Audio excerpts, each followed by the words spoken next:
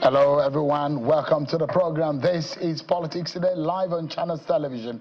I'm Sean Kimaloye here in Lagos, the nation's commercial center. Tonight, let's begin by letting you know what happened in Kaduna. It doesn't look like President Muhammadu Buhari, or the former president, is out of the political equation, because today, what we saw was the visit of very strong leaders of the APC, the APC group of governors, the Progressive Governors Forum, visiting the former president at his home in Kaduna. The governor said that the APC was growing stronger as the largest political party in Nigeria, and insisting that it will remain stable and stronger even ahead of the 2027 election period.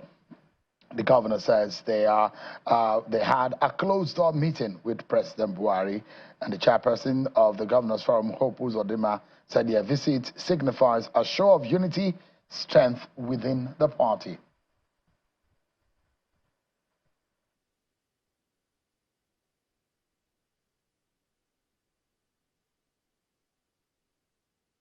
Fit and proper to come and pay a courtesy call, a visit to the only president, former president produced by APC, President Muhammad Buhari, GCFR.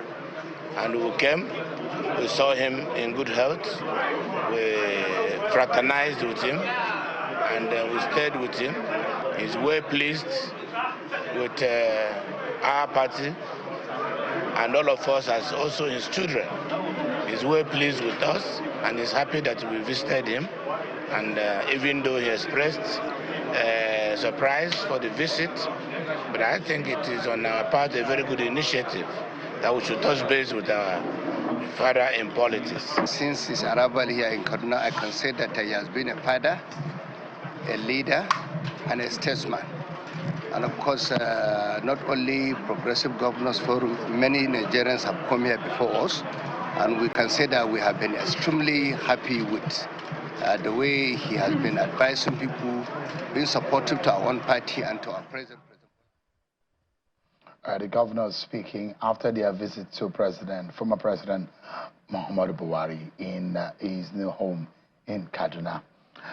Well, a lot is happening within the Labour Party, and a lot of things that, should bother the mind, because after the Supreme Court gave its judgment, you will wonder maybe the pathway to unity and reconciling the different factions in the party may have emerged, but no, it doesn't look like that, because there are those who still believe that this is the right leadership, and the other party on the other side are believing that that is the other leadership path.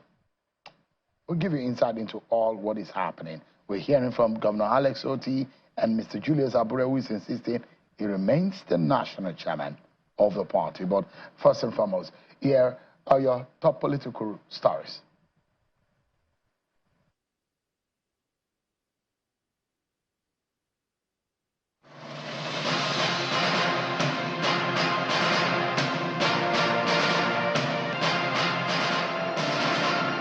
President Bola Tinubu has assured officers and men of the nation's security agencies of his administration's full commitment to their welfare and well-being.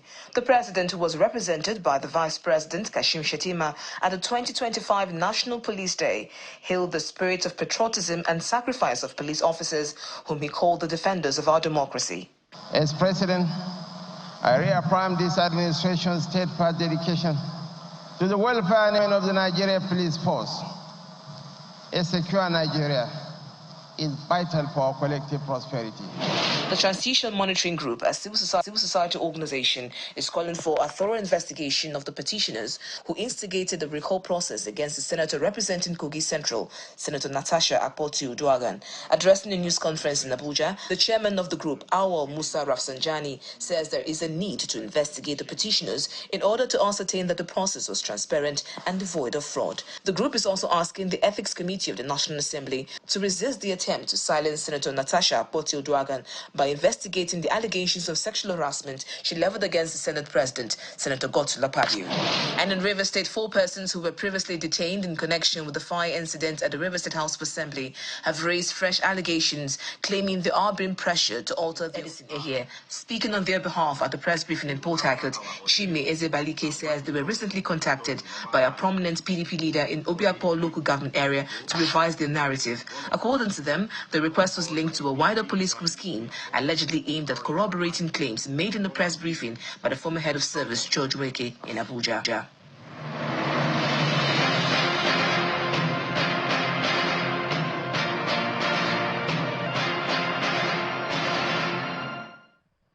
Thanks so much, everyone, for staying with us. I'll bring you stories on the Labour Party, and tonight we shall be hearing from the man who emerged victorious in that primary election over the weekend. And also you'll be able to hear from Governor Alex Oti about the state of the Labour Party, as well as Mr. Julius Abure tonight on the program. But let's begin by letting you know what happened today in some parts of the nation.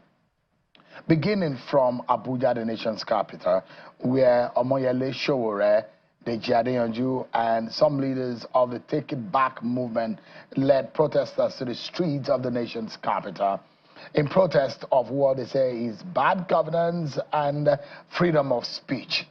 They took to the street earlier this morning as against the warning by the Nigerian police force against rallying on a day that coincides with the National Police Day. And here is what it feels like when they took to the streets.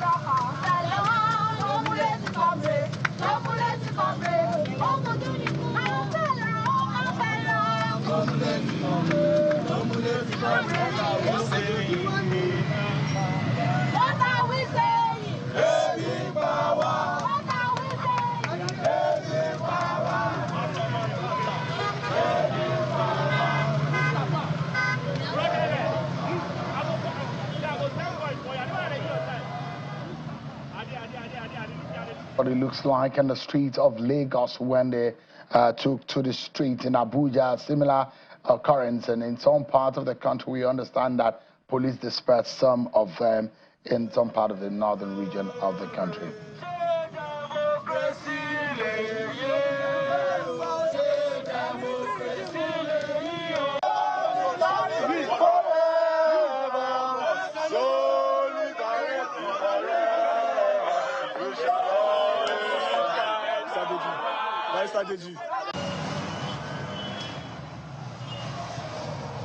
All right, then, let's understand what exactly was the reason or the reasons behind the protesters taking to the street. I'm being joined tonight on the program from our Abuja studio, one of the co-conveners of the Take It Back movement and the AAC 2023 presidential candidate, Omoyele Sowore, who is live for us in our Abuja studio. Thank you so much, Mr. Sowore, for joining us tonight. Thank you for bringing me on. What exactly was the reason why you and your friends took to the streets today? Why? Well, a number of issues in the country, and this was a nationwide declaration primarily to restore, free speech to Nigeria. If you have monitored and followed my activities or our activities recently, you see that we've been pulling young Nigerians who are using social media to express themselves from one police station to the other. You saw me in Lagos accompany a youth corporate to the local government inspector's office. You've seen situations where we had to go to court. I myself have faced 3 major charges of cybercrime. First was in 2019 when Buhari was in power, and then Neduwoko got me arrested and charged, and then the IG of police recently also charged me to court, and which led to the seizure of my international passport for the last 3 months. So we are asking that this particular notorious law be repealed immediately, and that it has no place in a democratic country. But we also had expanded this to allow different units of TIB to campaign and protest over issues affecting them. And the country today is in shambles. A lot of people are complaining of hunger, starvation. You have a lot of illegalities going on in Rivers State. Kogi State was denied of their representation in the Senate. People have no jobs. The shelves are empty. And in view of all of this, the movement decided to start rallying people across the country to fight back. And this is just the beginning of it, by the way. When you say this is the beginning, what did you mean by that? You mean is it day one, or is going to be a series in what you have planned? What exactly do you mean by that? It's a series in what has been planned to have some of these protests, but over time, in intensity and volume, these protests will get bigger, because we are very sure that Nigerians are tired of the social, political, and economic conditions that they are confronted with, and the fact that, in all of it, they seem not to have leaders who care about their situation, and they're just going on about thinking about how to grab power and not how people can survive in this country known as Nigeria, their country. Well, in all of these, is there any of the agitation that is new? It does look to me like you had described exactly what has gone on for years in the country. Is there anything new in what you are agitating about on the streets of Nigeria today? Well, you are saying that if someone is, if someone took ill and hasn't been cured of the illness or ailment, we should stop applying medicine so that they can survive. That's what it sounds to me like you are repeating. We're just saying that it may not be new, but it is now starting to threaten the existence of the people of Nigeria. You cannot have a country where people have nothing to eat, where people have unemployment on a larger scale. You have some of the worst situations in terms of inflation, and then you tell people, young people, of inflation, and then you tell people, young people who are not being cared for, that they can't speak on TikTok, they can't talk on Twitter, they can't express themselves. You slam on them pretty much kind of colonial era type of law, which used to be called sedition, is now Cybercrime Act, which was promulgated, by the way, in talk, and if they do, you can throw them in jail for as long as you want. One young person known as Truma spent 50 days in detention until like 2 weeks ago, where we got him out, because he made a TikTok broadcast that insulted, according to the police, the wife of the president. Before then, some ladies spent the last Christmas and New Year in detention and in prison because he said something that the son of the president did not, according to the police, insulted the son of the president. So you are holding the entire country at the behest of a family that is performing poorly. It doesn't matter how long it takes. People are just now fighting back. Maybe you see a more robustly and intense resistance against the culture of oppression in the country, because just as you're having these, people are also very concerned about a lot of things, including electoral integrity in the next upcoming election, because we are now aware that the president of Nigeria doesn't even want to leave power. He has connived with some guys in the National Assembly to ratify a law that will give us what they call a parliamentary system of government, in which he will spend 6 years, and that will give him 10 years in power. That is their secret plan. So we're planning our own openly to resist and ensure that we take our country back from these guys who are just running it aground on a daily basis. And where are you getting that story from? That there are plans for extension or overstaying of power, yes, or a sit-tight tendency that you're describing? Yes, you are aware that there's a bill in the House of Representatives that has passed the second reading that is asking Nigeria to go back to the parliamentary system. If we do that, which is their secret plan, President Tinubu, after finishing his first 4 years, will now start operating a parliamentary system in which he will have 6 years to spend in power. Because without this, he knows he cannot win elections again or any kind of election. And it looks like they may not get away with rigging election as they used to be. But you know that this exists, and you also know that one of the things I do, I moonlight as a reporter. So not like, you know, like I usually say, I'm a busybody reporter or journalist. So I get information that may not be available to everybody. In all of what you have described, on whose desk or at whose doorstep would you lay this blame or these blames? Considering that there are no separations of powers in this country, the blame is on the doorstep of the president, who runs both the judiciary, the legislative arm, and the executive arm without qualms. There's nobody in this country tonight that is watching you and I who doesn't know that the judiciary and the legislative arm and the executive have marched together. And we are running pretty much a captured state. We have said this. They've engaged in state capture and successfully captured the state. The judiciary has capitulated under, you know, their command. The rubber stamp, it would be an insult to rubber stamp to call the National Assembly a rubber stamp, because rubber stamps at least have dates. They don't. And they have integrity. They don't. Now, let me, Mr. Shore, in all of what you have described, for example, and I will start from what the police said yesterday. They advised and pleaded that you should not go ahead with the protest because it's coincide, and according to them, it came off as though there was some kind of mischief in your planning. How come you're planning such a thing on the day that the Nigerian police says that it wants to, or the nation is celebrating the National Police Day? And they pleaded, or they told you and warned that you should not hold the protest today. But why do you insist on going, why did you go ahead with the protest as against the police's warning?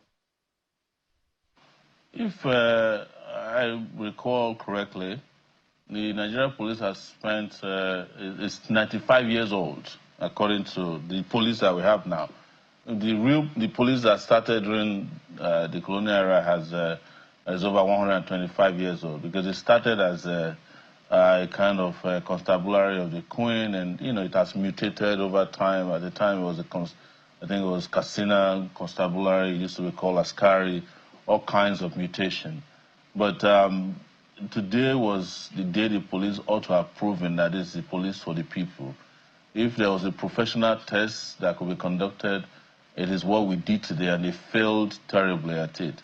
But you see, I'm even surprised that more Nigerians didn't know that today was police day. We could have disrupted it, because the police has failed us as a force for good. It has become an evil force in this country that everybody is fearful of, people deride, and people no longer trust. And the blame is, of course, is laid on illegality, illegitimacy, and the impunity that police has become. If I knew in advance that they have a police day today, even before we plan our protest, even if a protest was not planned, I could have taken a personal protest against them, because this is the best day to protest against the police, on their day. And look at how they performed today, woefully again. You know, they attacked us unprovoked. They are intolerant. They have no respect for human rights. You know, there were 3 persons that were arrested, and one of them a journalist today. They were made to lay down in you know, what we call gutter, the drainage, and they poured tear gas on them. They beat them silly with the plank attached to their placards. We just got them released this evening. That's the police force you don't want us to protest against. You know, I wish we knew this and planned it bigger. We could have actually disrupted their police day. That's what should happen to a force that is not for the good of the people. And when I say this, well, they will say, but you can't do without the police. Of course, you can't do without a good police, but you can do without a bad police. And that is why part of our position today is that they should remove, or the man who is their chairman today, or the IGP of police, who has been illegally occupying his position, should step down. He has finished his tenure. He has completed his time in the police force. He's wearing a uniform illegally, because any day after 35 years in service or 60 years as police chief, you are not supposed to be wearing that uniform. And if the people who actually kept him there really badly want him to continue, they should find a place for him to be at, not the police force, because the police force is supposed to be a professional organization that has a leadership that's still a member of the police force, not the one that's retired and is tired and, I'll say sick. Those who are saying Sowore is just aggrieved because he lost the election and is still finding it difficult to come to terms with that loss. How do you react to those who are saying this? That's the reason. I think that's your agenda about all of these protests and agitation that you are supporting or convening. When I was fighting for June 12 in 1993, which election did I lose? Tell me. I'm asking you to respond to those who feel that all of these agitations... No, I'm responding to them. I'm responding to them. Yeah. When I was 21 years old, I fought to restore a mandate of Abiola. You've seen the video. In fact, the only video of me that existed with Abiola was taken by Channels Television. John Momo, your proprietor. I'm asking the people you said are saying this, that in their own childish mind, which election did I lose in 1993 that got me to almost get killed by Babangida and Abacha, and also got me expelled from the university? Which election did I lose that I'm bitter about at that time? But are you bitter though, Sowore? Are you bitter about that election? Do you still feel that you probably should be in that office that President Bola Tinubu is occupying? Is that how you feel? No, you see, they didn't have any election in 2023, and I've stated this repeatedly on your show. So you cannot lose something that did not happen. Of course, the reason I contested the election was to win the election. But we were not confronted with an election. We were confronted with a selection. Nobody can defeat a person that is selected in a game that was not played. So we often use, soccer a lot. I'm talking about football because Nigerians are crazy about football. If you go and watch a football match, or you are watching a football match on TV, and the referee tells you at the beginning of the match that the match is not going to hold as planned, that only one side of the team is available to play, and in 45 minutes or 90 minutes, they declare a winner when the others were driven away from their side of the game. Would you accept that? Would you really think that's an election? That's why. So that's why I don't understand why people keep talking about the election as if this Bola Tinubu did something spectacular. He won an election. He campaigned, and people voted for him. All of you knew none of that happened. So what are we talking about? Why do you keep calling a selection process an election? Why are you derising such a despicable election? I'm not sure. By saying I'm not sure some people will agree with you, know? especially those who legitimately voted and those who conducted the exercise and those who feel otherwise as you feel today. But the big question here, Mr. Sowore, is do you feel a sense that you want to be Nigeria's president and you could do better? If that is the case, what in your own feeling or in your mind do you think you would have done better than what is going on at the moment? The present government will tell you that it's a pain in the moment that will yield to gains at the end of the day. The decision that the past leaders couldn't take is the hard, tough decision that Bola Tinubu government is taking. So we're repeating the same tired story and argument that if we inflict pain through the structural adjustment program, which was Babangida's story in those days, if you tighten your belt, then everything will be okay. But the only people who are gaining from it are the people who have no belt to tighten, because they have eaten so much, they can't even fit into, a pair of trousers that has belt. The question you should be asking yourself is, are you doing well in this country? Is everything okay with you? If something is okay with you in this country, then we need to check you out to see how you are doing better, why the rest of us are not doing well. That is the issue. It's not about anybody telling you that, oh, we took hard decisions. They said they were taking hard decisions, and that when they took those decisions, suddenly you will have roads because they were able to migrate the profit or whatever revenue they made to construct roads. There will be better schools, they will give you student loans, they will do all of this. What has happened to the country? What is happening to Naira? After you are no longer paying subsidy, your Naira went from 400 Naira to 1,566 today. What happened to electricity? They took it from the electricity where some people couldn't afford it already to the one that is eviscerating the pocket of everybody. What happened to the price of data? I'm talking about internet data. They are in this country now engaging in outright robbery of data. I'm talking about MTN. You can buy 50,000 Naira worth of data, and within 4 days, it's gone. And their so-called 5G network. What is happening to your life? What is happening to your condition? What is happening to the living condition of our people? Is there anybody who can sit back today and say, I'm doing well? Except, of course, those people who are in power, who are in government, their cronies, their friends and partners. That is what you should be talking about, not the hard decisions that were taken. Nobody took a hard decision. People didn't know what to do, and they thought that by doing what is wrong and calling it hard, it will be acceptable because when it's presented that way, people can be fooled by it. It's just like, Donald Trump is saying in the U.S., oh, we took a decision on your behalf on tariffs, and you should wait, you're going to do better.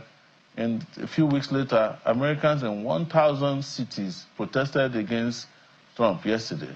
By the way, nobody was tear gas. 1,000 cities, and you can see the crowd. And people here are saying, you have not taken any hard decision. You have not taken any decision at all except the decision to destroy your countrymen and women. That is what Bola Tinubu regime has done. Nothing else has happened that shows that a hard decision was taken for the good of the public or for the good of the Nigerian people. So don't let us continue here to patronize a terrible government that has done nothing but bring about hardship. Hardship is different from hard decisions. The only hard decision they took was to make sure that they inflict hardship on the people. And it wasn't a hard decision today, it was a callous decision. But, Mr. Showore, what would you have done differently, considering if you take one or two instances on the policies of this government, if you were in the president's shoes, what would you have done differently? Well, we have discussed this repeatedly, that one of the things I would never have done was to remove subsidy on the first day. Yes, I would have removed the corruption that is involved in subsidy, since we have all agreed that corruption has ruined the subsidy regime in the country. I would not have floated the Naira. I've said this before to you on your show. You can just play back everything I said during the election. I am not one of the people who shy away from telling the truth. And there's records of my interview with you in particular, showing that I would not remove subsidy, I will not float the Naira, and I said I will handle the monetary department in such a way that Nigeria will be able to build its base, power base, particularly because no matter what you say about Nigeria today, there is no amount of rigmarole, there's no amount of passion, of organizing that can put Nigerian economy together without putting the basics together, producing. We have to have power, energy to be able to produce, and you have to be able to put an infrastructural project in place that get people employed and build the country. You have to invest in education. Those are the things I would have done. I said to you, I would not give student loans. So now, I'll be giving them grants so that they don't have to deal with thinking about how to pay back these loans. I've been in a country that was giving student loans to people. I'm still owing loans to America that I borrowed almost 20 years ago when I attended Columbia University. I know how depressing it is not to be able to pay back your loan and then have to be doing things you shouldn't be doing because you're owing loans. But here you are subsidizing loafers, people who do nothing for you. And the ones that need a future that can build the country, you're asking them to stay in a state of peonage. Now, so my question to you will be, how do you relate with what the president and the government is saying? That Nigeria, under this government, is on the right path. That is what the APC and this government are telling Nigeria. That we're done a moment. This pain is just momentary. It will go away. In your mind, do you think we are drifting? Or we should hold on to the renewed hope that the government has preached to Nigerians to say, momentarily, we will feel the pain, but at the end of the day, we shall see the gain. And they will go ahead to mention a lot of the policy decisions that they've made that, according to this government, have set Nigeria on the right path, albeit a very tough and difficult journey it has been. There is nobody who needs to be told in this country that the only path that these guys have taken Nigeria, I'm talking about the Tinubu regime, is a perilous path, a path to destruction, and it's a path to nowhere, and a path from which Nigeria cannot return, or Nigerians cannot return and be the same again, ever. So they are the only ones who believe that. Is it not the same APC people that closed down borders and told you that, oh, the moment we close down the borders for a year or 2 years, we are going to be producing local rice, and some 5 years later, there's no local rice, there's no foreign rice? Are they not the same people who told you that if you accept their difficult decisions in floating the naira, you are going to be all right? Are they not the same government, the APC government, that told you if they change the color of the naira, you are going to end corruption, while the central bank governor at that time was stealing and looting the country? So these guys are taking you on a perilous path. I am advising you, don't follow them onto this path to perdition. Don't. Take your country back from this regime. They have nothing good to offer you. The only good thing they have to offer you is something they have to offer themselves. Buy a brand new jet, spend every other market day in France, taking care of themselves while you suffer until you die. Yeah, just for a moment. I like to know, in all of this, how do you think, because apart from the protest and the rallies that you are organizing and the agitations, how do you think you can change things? Are you joining your very good friends, the Atiku Abubakars of this world, the Peter Obis of this world? Because we are understanding they are coalescing, they're coming together, they are aligning forces. Some of them are joining the SDP. Are you also joining the SDP? Do you have plans to form a coalition? What method? Because there are those who say there is no pathway to defeating Bola Tinubu in 2027. I am not joining any coalition. The coalition that they joined in 2013 and 2014 is what brought about the APC. So joining another coalition in 2025 is doing the same thing all over again without thinking about achieving a different set of results. With the coalition that needs to be built, and I have said this and I will reiterate on your show, is the coalition of the oppressed. These are the two coalitions we need. But joining another coalition that is made up of the same people who were the ones who created the coalitions that have ruined Nigeria is an injustice, an injury to the people of Nigeria. So you can never see me in their coalition. I will never be part of it. I'm not joining the SDP. I'm not joining any of the Ps. in Nigeria's political system. I'm not part of the people playing chess with the destiny of Nigerian people. So you are running this all by yourself. You are going solo, one-man battalion. That's what you are doing. You are running this race. No, By the way, do you plan to run in 2027? So if that's the case, you're running against the status quo, the run of play all by yourself. I've told you before, and I'm not doing it to play politics on your show, that I never stop running. Never. I am probably the only candidate you can see on the street who has been doing things that he believed in, carrying out things I believe will permanently put an end to this kind of politics of, deception that has put Nigeria in the condition that it is today.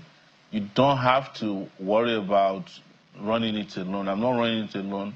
When the numbers grow, when Nigerian people finally are tired of being treated like trash in their own country, everybody will come together, and then you know where the power lies, with the people. How do you hope to be able to do this in our present political climate? To be realistic, Omoyele. Your present political climate is what you described. The political climate in which politicians, gerrymanders, carpetbaggers keep changing their location without changing their character. So that's the political climate you know. That's the one you talk about. That's the one you understand. I'm not accusing you of promoting it, but that's what you're used to. But there's also a politics of liberation. And that is the politics that brings the people together, and they decide one day that enough is enough. That is the part that people probably haven't seen, and it's going to come to pass. And we will one day sit down, hopefully, Shema, and say, well, I told you so, that we can make it happen the other way around. There's no one part to... The only part you have described with coalitions and conversations around old politics is the route or the route to perdition, like I told you. Mr. Shora, just please give me a moment. Let me deal with this matter. Just please be patient for a moment. What happened earlier today was we saying the national chairman of the Labour Party, Mr. Julius Abure, who has emphatically said that he remains the national chairman of the Labour Party. Mr. Abure speaking during the National Executive Committee meeting of the party in Abuja, where he says that the Apex Squad was clear about its verdict on party supremacy and stressed that party matters are internal affairs of political platforms. He says the party also won its presidential candidate in the 2023 election, Mr. Peter Obi and Governor Alex Otti, against organizing stakeholders meeting and usurping the powers of the NEC. Take a listen to him.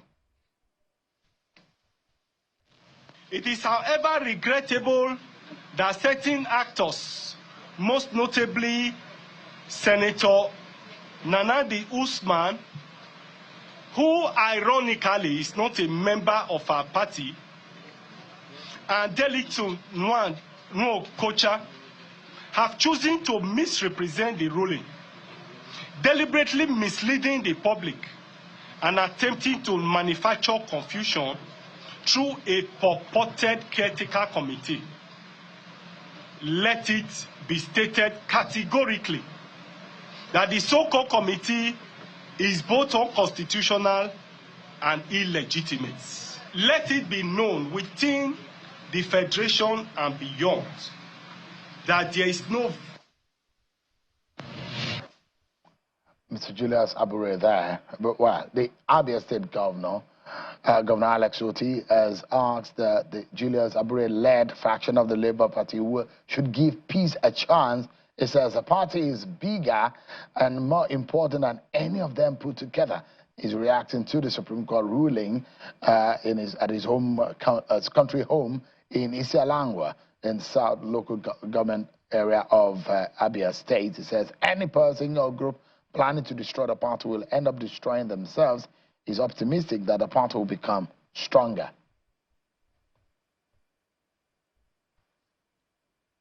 I was watching I saw some people making some claims about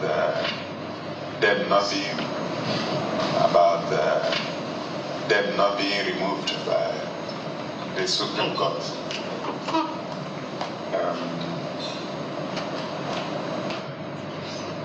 But I don't want to ignore them. I want to appeal to them. I want to ignore them. I want to appeal to them to give peace a chance, except if what they wanted in the first place is to destroy the party. And if they want to become stronger. All right, then. So one part of what we're monitoring is also the outcome of the Labour Party governorship primary in the Labour, which held over the weekend in Anambra State, where Mr. George Moghalu has emerged the candidate of the party, and he polled a total vote of 573 to defeat his only rival, John Uwosu, who got 19 votes. It was held at the primary was held at Finotel Hotel in Oka on Saturday. Mr. George Moghalu, who is the governorship candidate of the Labour Party, is live for us. Thank you so much, Mr. Moghalu, for joining us tonight.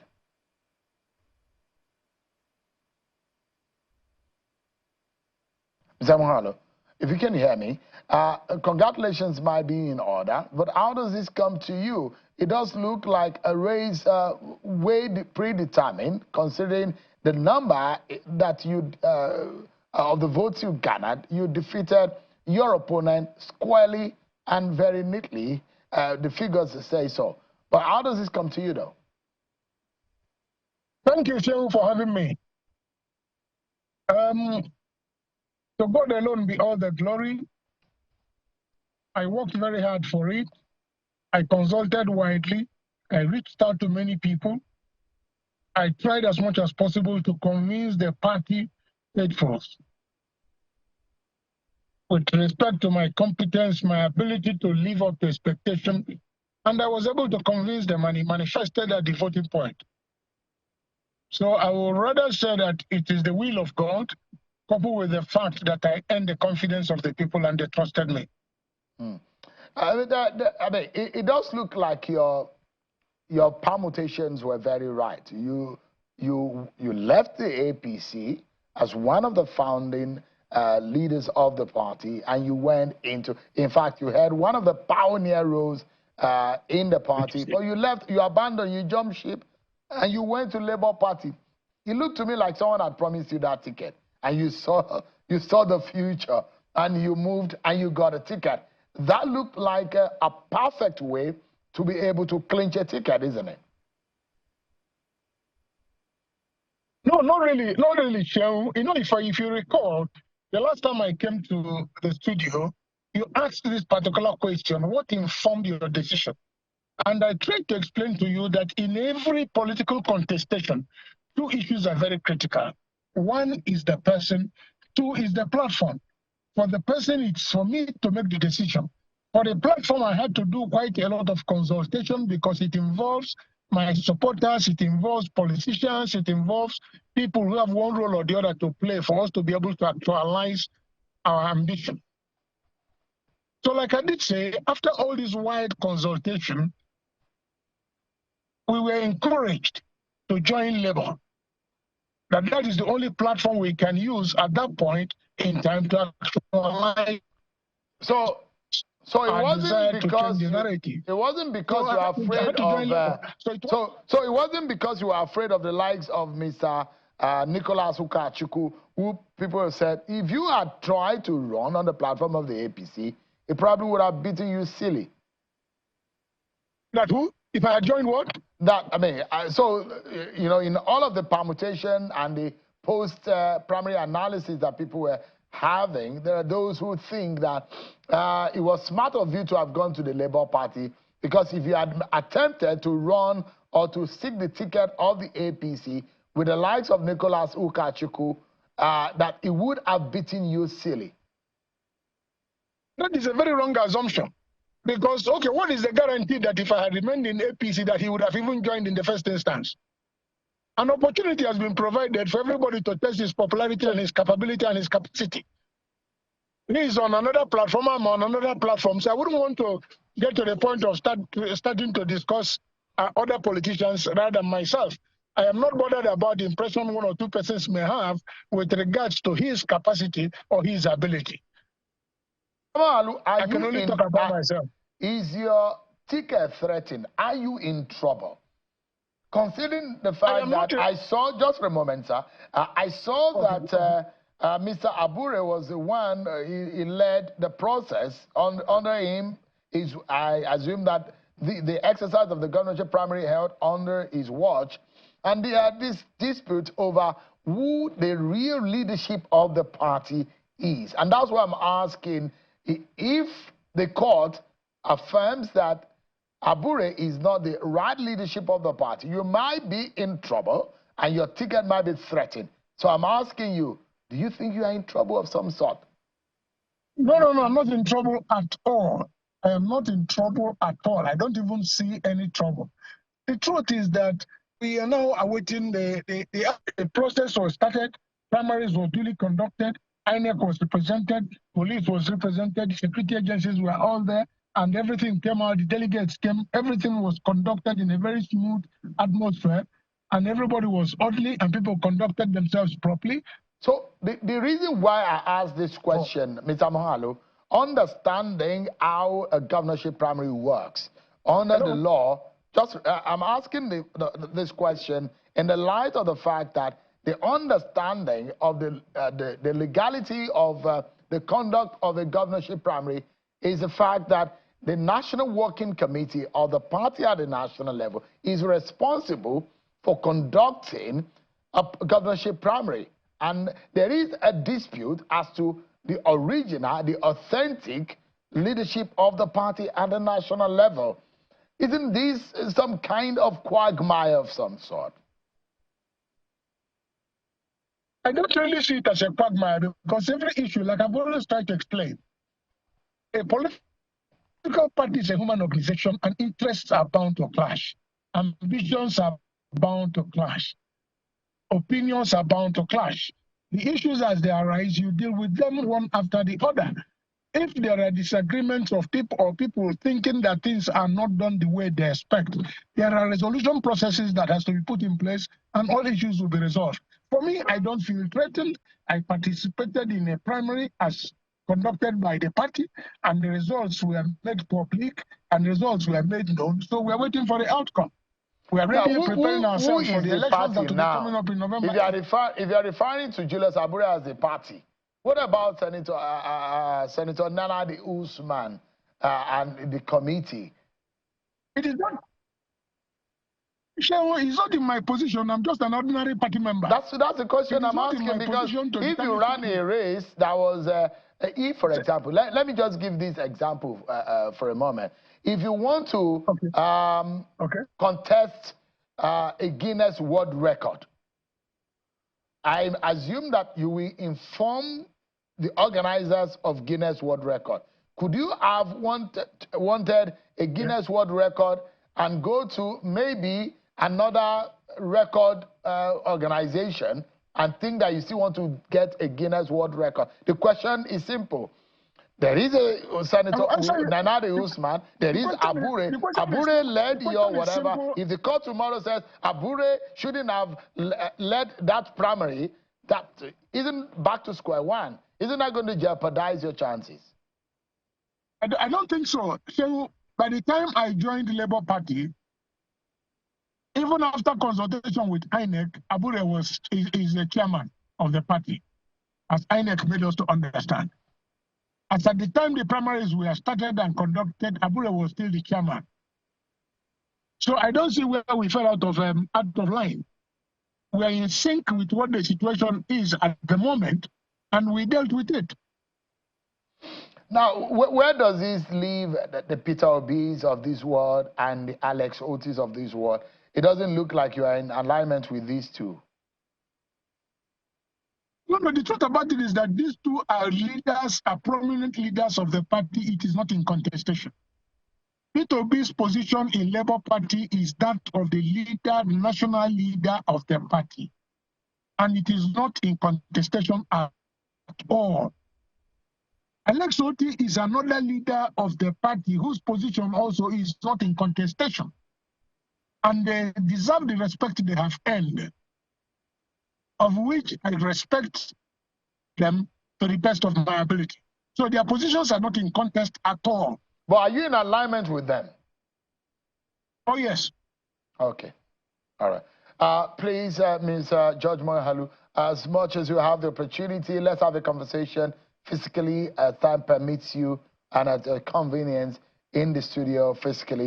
I guess that it's going to be more beneficial for the people of Anambra State to know what you have as your agenda and who really George Mohalu is, whether you're fit to be the governor of the state. Thank you so much indeed for your time tonight. Thank you so very much, Cheryl. Thank you very much for accommodating. Yeah, thank you. Mr. Showore, thank you so much indeed for your time. On a final note, Mr. Showore, where do we go from here as a people? You have devised a means of going to the street. Would that solve our problem? Just 30 seconds to wrap up, please. Well, when enough people rise up and say they are no longer going to be controlled by fear, they are no longer going to live in a country where they're like treated as slaves. When enough people say, like the Chinese people did, the Americans did, the French people did, the Cuban people did, in fostering upon themselves a spirit of a rejection of the status quo ante, which battered their own revolution, whether you call it cultural, physical, spiritual, then Nigeria would get it right. I believe that if everybody can rise up and revolt, there will be a resolution of our problems. I have no doubt about it that we cannot vote ourselves out of the condition that we're in now. When I mean votes that have been determined and counted before election day. So, yes. Thank you so much, Mr. Showore. Although a lot of your opposition think that you're a notorious man at what you do and the manner in which you go about it. But thank you so much indeed for your time tonight. Mr. They're Showore. entitled to their opinion. That's what I live for, so that they can have an opinion and keep it and not get punished for it. All right. Convener of Take It Back movement and presidential candidate of AAC in the 2023 presidential election. Thanks so much, everyone, for watching. I'm Sean Simalo from Lagos. God bless Nigeria.